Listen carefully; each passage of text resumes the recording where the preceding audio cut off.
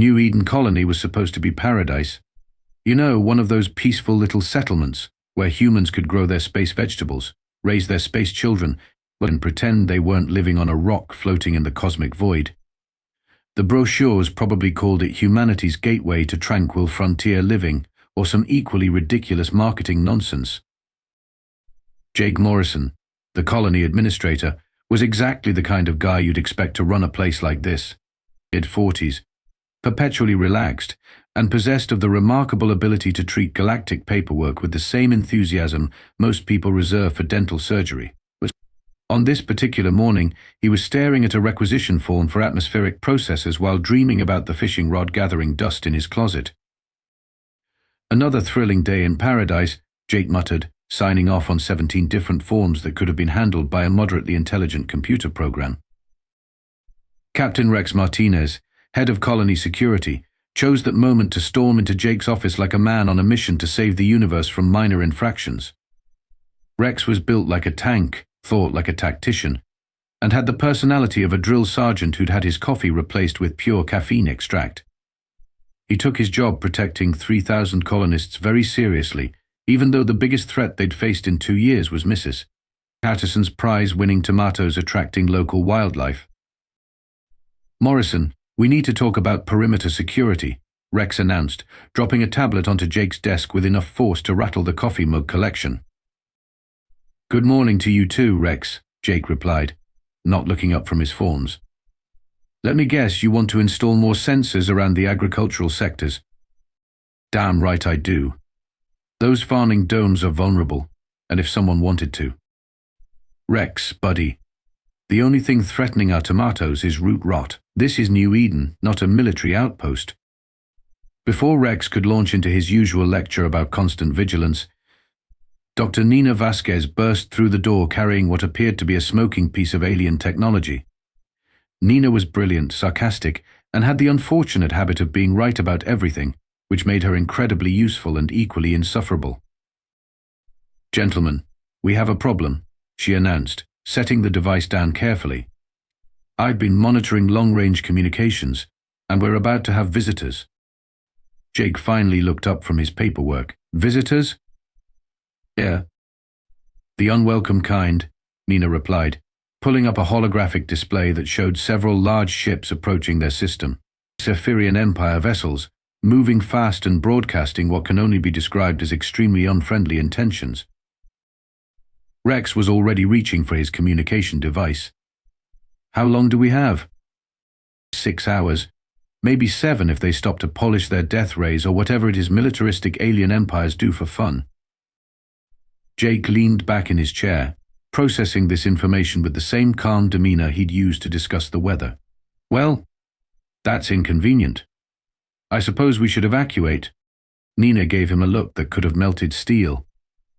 "There, Jake, these aren't tax collectors. The Zephyrians don't exactly have a reputation for reasonable negotiation." "So what you're telling me," Jake said slowly, "is that our quiet little farming colony is about to become the center of an interstellar incident." "That's exactly what I'm telling you." Rex was already moving toward the door. "I'll start emergency protocols." Jake sighed, looking at his unfinished paperwork with genuine regret. There went his peaceful morning, and probably his peaceful afternoon too. Supreme Commander Vextar of the Zephyrian Empire was having what he considered a perfectly reasonable day. His flagship, the Stellar Dominance, cut through space with the kind of menacing grace that suggested its designers had spent considerable time thinking about how to make other species wet themselves in terror. Vextar stood on his bridge, all 7 feet of him radiating the kind of confidence that comes from never having met a problem he couldn't solve with overwhelming firepower. "Sub-Commander Clax," he rumbled in the universal language, his voice carrying the authority of someone who'd conquered 17 systems before lunch. "Status report on the human infestation." Clax, a nervous creature who looked like someone had crossbred a ferret with a calculator, consulted his datapad with trembling appendages. "Supreme Commander, the colony appears to be designated New Eden. A population approximately 3,000 humans. No significant military presence detected." "Do you need then? And do you need what?" "Excellent. Vextar's mandibles clicked with satisfaction. These humans have established themselves on a world rich in quantum crystal deposits. Naturally, they must be removed. Of course, Supreme Commander. Should we begin bombardment immediately? Vextar considered this. The Zephyrian Empire had a reputation to maintain, after all. No, we will offer them the opportunity to evacuate. It amuses me to watch inferior species scramble for their pathetic lives before we claim what is rightfully ours. Down on New Eden, Jake Morrison was fielding the incoming communication with the same enthusiasm he'd show for a sales call during dinner. The holographic projection of Vextar materialized in the colony's communication center, and honestly, the alien looked exactly like central casting would order for generic intimidating space overlord. Humans of New Eden, Vextar announced, his voice echoing through the room. I am Supreme Commander Vextar of the Zephyrian Empire. You have 12 of your hours to evacuate this world. It now belongs to us. Jake looked at Rex, then at Nina, then back at the projection. Well, that's certainly direct. Mind if I ask why? Vextar's eyes narrowed. Your species lacks the intelligence to properly utilize this world's resources. We are superior beings. We will extract what is valuable and dispose of what is not. Right. Jake nodded thoughtfully. And I'm guessing that second category includes us? Your comprehension is adequate for a primitive species. Nina stepped forward, her scientific curiosity overriding her sense of self-preservation. Supreme Commander, surely we can reach some kind of arrangement. We're peaceful colonists, not a military threat. Vextar's laugh sounded like grinding metal. Peaceful. How wonderfully naive.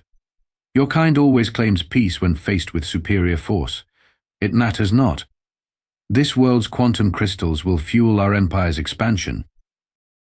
12 hours seems a bit tight, Jake mentioned casually. We've got 3,000 people here, and honestly, moving that many folks takes time. Could we maybe negotiate a more reasonable timeline? You dare bargain with the Zephyrian Empire? Vextar's image flickered with indignation. Very well. Since you amuse me with your ignorance, I will demonstrate why negotiation is pointless. The transmission cut off just as Rex's security alerts started screaming. Through the communication center's windows, they could see the first wave of Zephyrian attack craft descending like metallic locusts. Well, Jake observed, watching the approaching ships with surprising calm. I guess that's what passes for diplomacy in the Zephyrian Empire. Rex was already coordinating with his security teams, but even he had to admit the odds looked pretty terrible. Jake, we need to evacuate the civilian sectors now. Actually, Jake said, walking over to what appeared to be a perfectly ordinary wall panel, I think we might want to consider a different approach. Nina raised an eyebrow. Jake, unless you've been hiding a secret fleet in your back pocket, I'm not sure what other approach we have. Jake's hand hovered over the wall panel. Nina, remember how you always complained that our colony's power consumption readings never quite made sense? Yeah, it always seemed like we were drawing more energy than our listed systems should require. I figured it was just inefficient. Nina stopped mid-sentence as understanding dawned on her face. Rex, Jake continued, remember when you kept requesting those extra security sensors and I kept telling you they weren't necessary? Rex stared at him. You son of a bitch, they were already installed, weren't they? Jake pressed his palm to the scanner hidden behind the wall panel. Gentlemen, lady, welcome to New Eden's actual security system.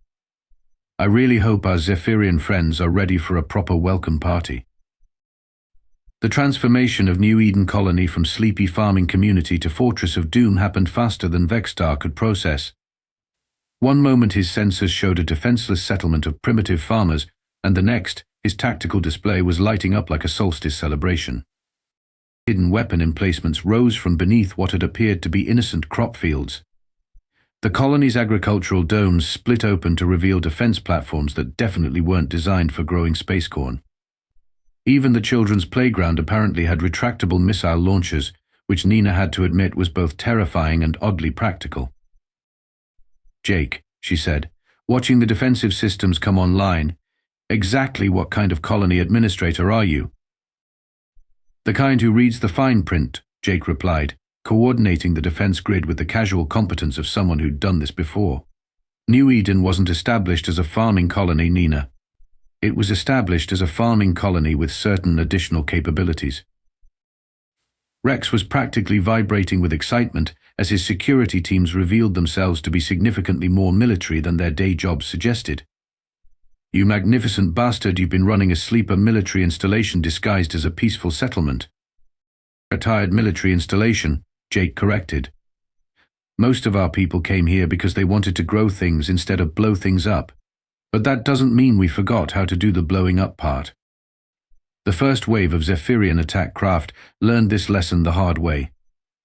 What should have been a simple strafing run turned into a masterclass in defensive crossfire as New Eden's hidden weapons systems painted the sky with alien debris.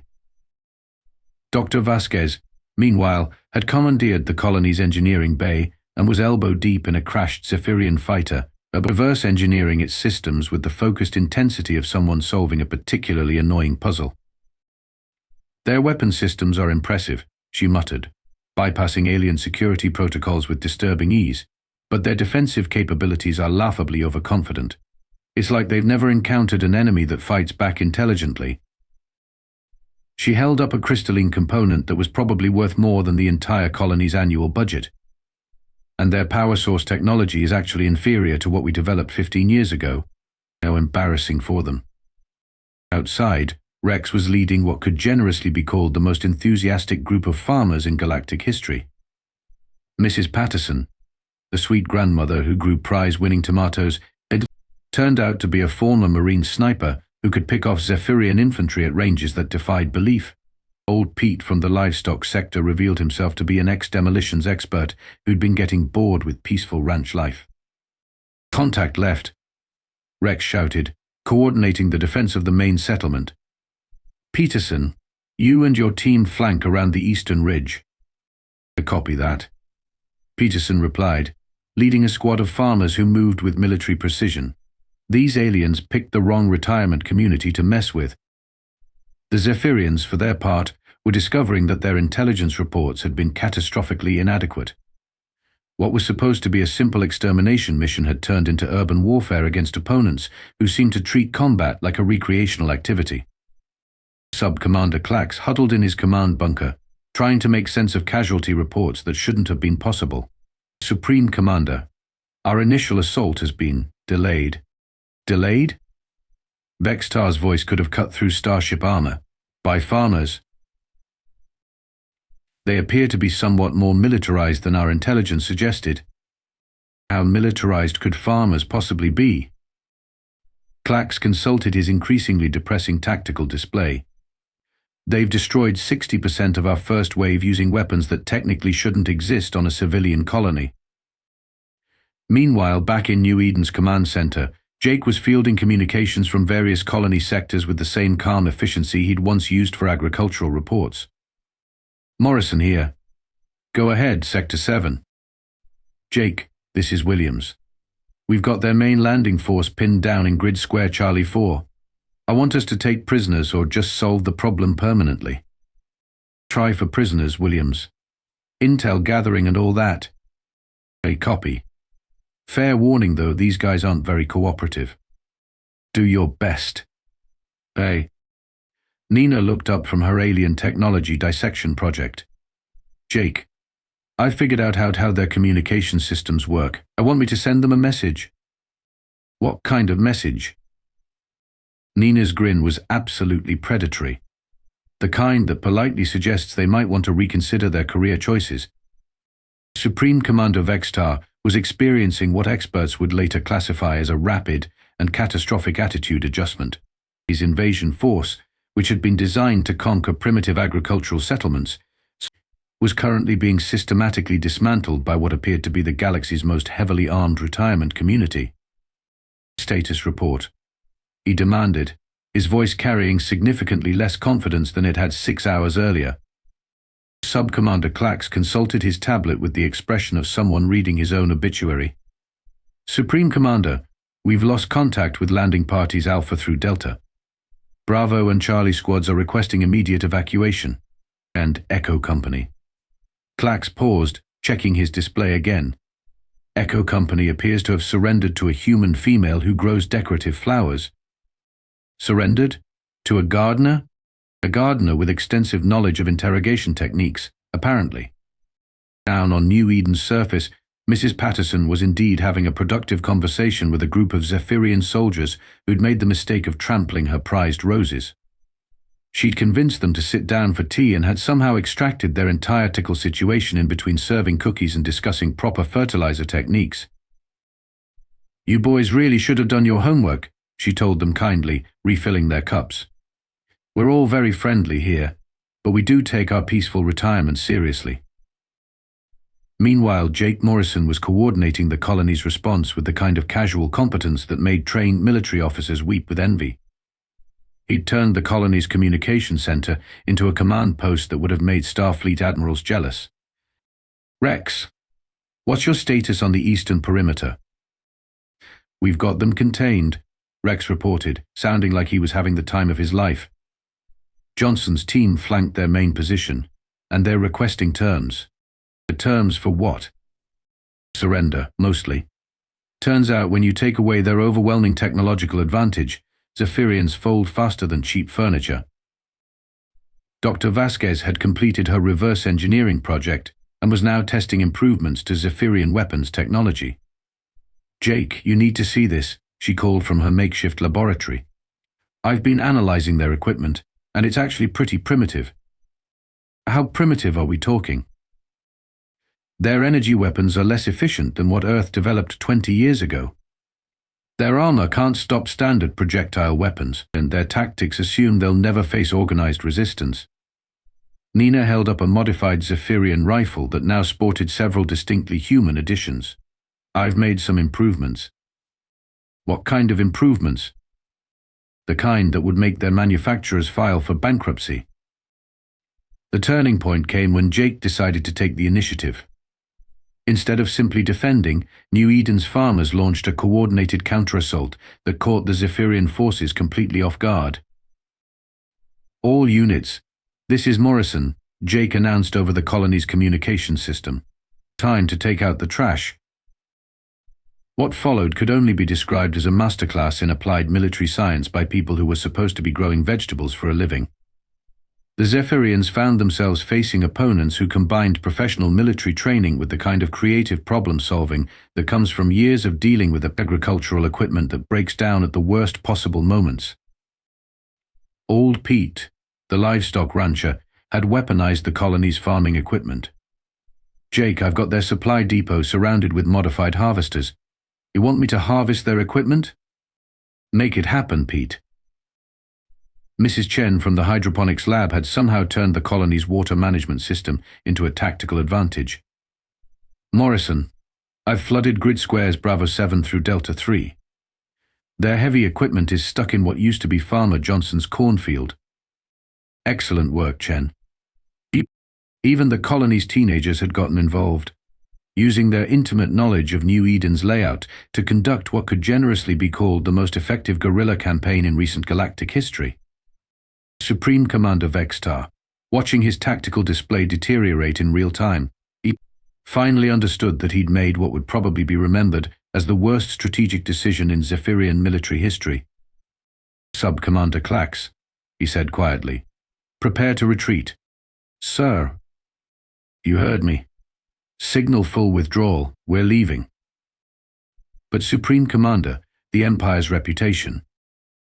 "The Empire's reputation will survive better if we don't lose our entire invasion force to a bunch of farmers who apparently moonlight as military tacticians. News travels fast in a galaxy with faster-than-light communication, and the story of New Eden Colony's victory over the Zephyrian Empire spread through known space like gossip at a high school reunion. Within 48 hours, every major news network, diplomatic channel, and military intelligence service in the galaxy was trying to figure out exactly what had happened and what it meant for everyone else. The Galactic News Network led with the headline "Farming Colony Defeats Major Military Power, Experts Baffled." The accompanying footage, provided by New Eden's own security systems, that showed what appeared to be civilian farmers systematically dismantling a professional invasion force with the kind of efficiency usually reserved for agricultural work. Ambassador Thrix of the Centauri Federation called an emergency session of the Galactic Council. Fellow representatives, she announced to the Assembly, we need to discuss the human situation. What human situation? Asked Councillor Vorth of the Rigelian Collective, who'd been napping through most of the session. The situation where a single human agricultural colony just humiliated one of the galaxy's supposed military powers, Thrix replied, activating a holographic display showing the battle's highlights. I think we may have been underestimating humanity. The footage was impressive. It showed human colonists using farming equipment as weapons platforms, coordinating military maneuvers while discussing crop rotation, and generally treating interstellar warfare like an inconvenient interruption to their peaceful retirement. Back on New Eden, Jake Morrison was fielding communication requests from diplomatic missions, news agencies, and what appeared to be every military intelligence service in known space. His quiet administrative office had been transformed into the galaxy's most popular communication hub, and he was getting very tired of explaining the same basic facts to increasingly panicked alien officials. Morrison here, he answered the latest call, which came from the Andromedan Trade Consortium. Administrator Morrison, this is Trade Minister Zelix. We're calling to discuss establishing formal diplomatic relations with New Eden Colony. That's nice, Jake replied. But we're just a farming settlement. You probably want to talk to Earth's government about diplomatic stuff. Actually, we'd prefer to talk directly to you. Your colony's recent demonstration has convinced us that humanity might be a more significant galactic presence than we previously understood. Dr. Vasquez, who'd been listening to these calls with increasing amusement, finally spoke up. Jake, I think you need to accept that we're not exactly a secret anymore. She was right. New Eden's victory had revealed something that nobody in the galactic community had suspected. Humans were apparently much more dangerous than anyone had realized. The implications were staggering.